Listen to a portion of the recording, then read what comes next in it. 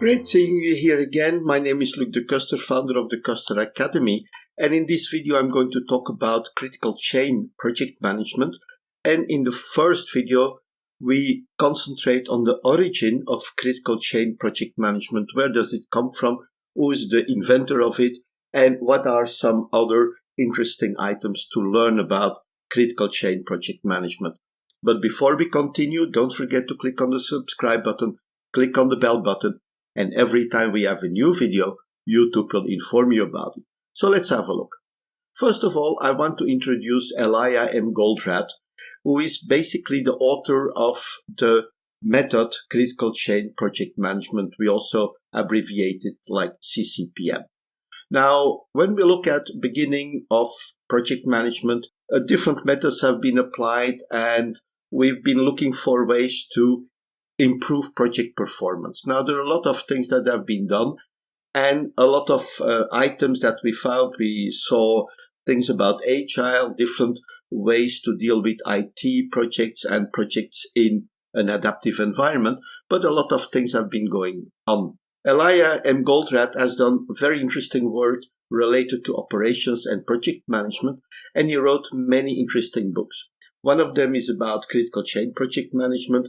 Another one is about the goal, which is more about operations management and provides information about constraints, the theory of constraints, which is very important element today in operations and in basically project management and management around in the world. Now, the book Critical Chain Project Management was written in 1997, so it's already a few years ago, and he introduced here a new method to improve the outcome of projects.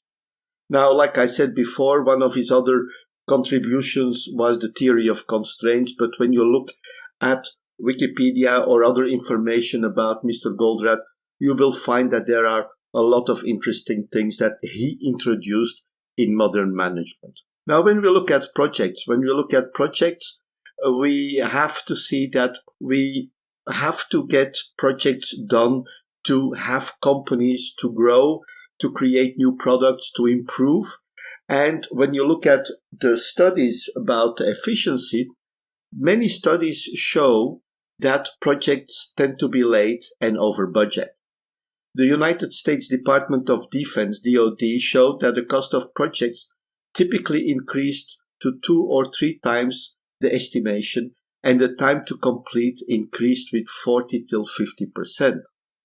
These are astonishing numbers. The same when we look at commercial projects. These numbers were like 70% related to the estimation and 40% related to the time. And what Goldratt did, he was looking at the reasons why these overruns in time and cost occurred, and based the critical chain project management method on those conclusions that he found. What is the value of critical chain? Well, the critical chain project management is a method that looked at the main issues that you find in the critical path method, the classical critical path method. And when we look at critical path, we never look at restraints of resources. We do a planning, we plan everything, we make assumptions, and we don't do anything about the resources. We only look at the resources later.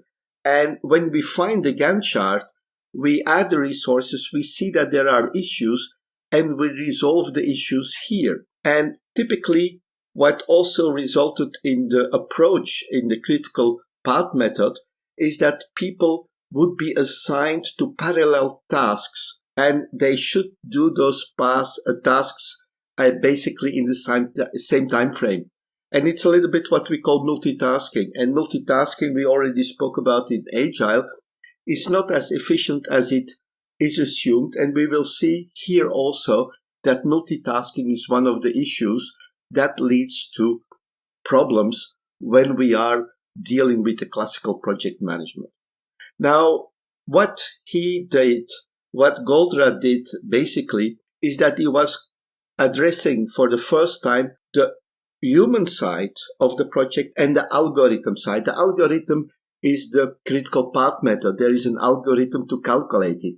And the computers use this. But with the critical chain project management method, the planning is done differently. And when we do the planning in CCPM, we also consider the limited availability of resources. So that was it for this first video. We talked about the introduction of critical chain, why, where it comes from, and in the following videos we will look deeper in the critical chain project management method.